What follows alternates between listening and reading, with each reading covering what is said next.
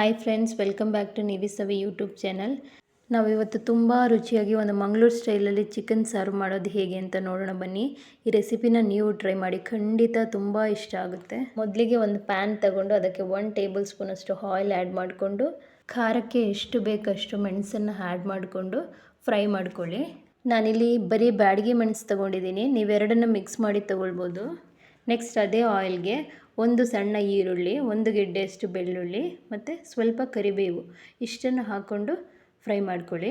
ಈರುಳ್ಳಿ ಸ್ವಲ್ಪ ಜಾಸ್ತಿ ಫ್ರೈ ಆಗಬೇಕು.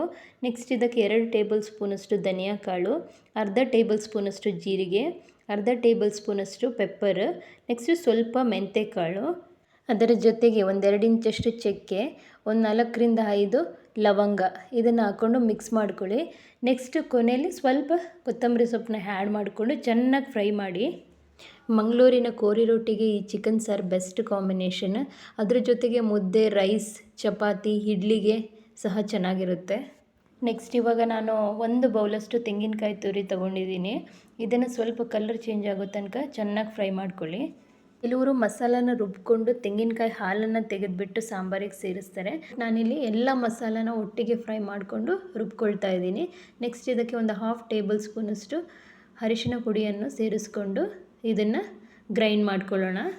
ಈ ಸಾಂಬಾರು ಮಾಡ್ಕೊಳ್ಳೋಕ್ಕೆ ನಿಮಗೇನು ಜಾಸ್ತಿ ಏನು ಟೈಮ್ ತೊಗೊಳ್ಳಲ್ಲ, ಬೇಗ ಮಾಡ್ಕೊಳ್ಬೋದು. ಸಿಂಪಲ್ ಆಗಿದೆ ಈ ರೆಸಿಪಿ.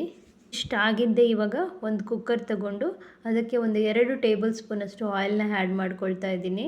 ನೆಕ್ಸ್ಟ್ ಇದಕ್ಕೆ ಕಟ್ ಮಾಡ್ಕೊಂಡಿರೋ ಈರುಳ್ಳಿನ ಸೇರಿಸ್ಕೊಳ್ತಾ ಇದ್ದೀನಿ. ಈರುಳ್ಳಿ ಸ್ವಲ್ಪ ಜಾಸ್ತಿನೇ ತಗೊಳ್ಳಿ ಮತ್ತು ಈ ಈರುಳ್ಳಿ ತುಂಬ ಚೆನ್ನಾಗಿ ಫ್ರೈ ಆಗಬೇಕು, ಅಲ್ಲಿ ತನಕ ಫ್ರೈ ಮಾಡಿ. ಮತ್ತು ಇದಕ್ಕೆ ಸ್ವಲ್ಪ ಕರಿಬೇವನ್ನು ಸ್ವಲ್ಪ ಆ್ಯಡ್ ಮಾಡಿಕೊಂಡು ಮಿಕ್ಸ್ ಮಾಡ್ಕೊಳ್ಳಿ. ಇವಾಗ ನಾನು ಒಂದು 1/2 ಟೇಬಲ್ ಸ್ಪೂನಷ್ಟು ಜಿಂಜರ್ ಗಾರ್ಲಿಕ್ ಪೇಸ್ಟ್ನ ಆ್ಯಡ್ ಮಾಡಿಕೊಂಡೆ. ಇದು ಆಪ್ಷನಲ್, ಬೇಕಿದ್ದರೆ ಸೇರಿಸ್ಕೊಳ್ಬೋದು. ನೆಕ್ಸ್ಟು ಒಂದು 1/2 ಬೌಲಷ್ಟು ಟೊಮೆಟೊನ ಸೇರಿಸ್ಕೊಂಡು ಚೆನ್ನಾಗಿ ಫ್ರೈ ಮಾಡಿ. ಟೊಮೆಟೊ ಬೇಡ ಅಂದರೆ ನೀವು ಮಸಾಲೆ ರುಬ್ಕೊಳ್ಳೋವಾಗ ಸ್ವಲ್ಪ ಹುಳಿನ ಆ್ಯಡ್ ಮಾಡ್ಕೊಳ್ಬೋದು. ನೆಕ್ಸ್ಟ್ ಇವಾಗ ಚೆನ್ನಾಗಿ ತೊಳೆದಿಟ್ಟಿರೋ ಚಿಕನ್ನ ಇದಕ್ಕೆ ಸೇರಿಸ್ಕೊಳ್ತಾ ಇದ್ದೀನಿ. ಇದನ್ನು ಚೆನ್ನಾಗಿ ಮಿಕ್ಸ್ ಮಾಡ್ಕೊಳ್ಳೋಣ. ನೆಕ್ಸ್ಟ್ ಇದಕ್ಕೆ ರುಚಿಗೆ ತಕ್ಕಷ್ಟು ಉಪ್ಪನ್ನು ಹಾಕ್ಕೊಂಡು ಚೆನ್ನಾಗಿ ಮಿಕ್ಸ್ ಮಾಡ್ಕೊಳ್ಳಿ. ಇಷ್ಟ ಆಗಿದ್ದೆ ಒಂದು 5 ನಿಮಿಷ ಚಿಕನ್ ಹಾಗೆ ಫ್ರೈ ಆಗಲಿ. ಲಿಡ್ ಕ್ಲೋಸ್ ಮಾಡಿಬಿಟ್ಟು ಹಾಗೆ ಬಿಟ್ಬಿಡಿ.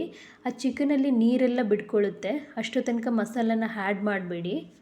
ನೋಡಿ, ಚಿಕನ್ ಇವಾಗ ಸ್ವಲ್ಪ ಸಾಫ್ಟ್ ಆಗಿದೆ. ಈ ಟೈಮಲ್ಲಿ ನಾವು ರುಬ್ಬಿಟ್ಕೊಂಡಿರೋ ಮಸಾಲನ ಆ್ಯಡ್ ಮಾಡ್ಕೊಳ್ಳೋಣ. ಕನ್ಸಿಸ್ಟೆನ್ಸಿ ನೋಡಿಕೊಂಡು ಎಷ್ಟು ನೀರು ಬೇಕೋ ಅಷ್ಟನ್ನು ಸೇರಿಸ್ಕೊಳ್ಳಿ. ತೀರ ತೆಳುನೂ ಬೇಡ, ತೀರ ಗಟ್ಟಿನೂ ಬೇಡ, ಮೀಡಿಯಮ್ ಆಗಿರಲಿ. ಕೊನೆಯಲ್ಲಿ ಹಾಗೆ ಸ್ವಲ್ಪ ಕೊತ್ತಂಬರಿ ಸೊಪ್ಪನ್ನ ಹಾಕ್ಬಿಡಿ.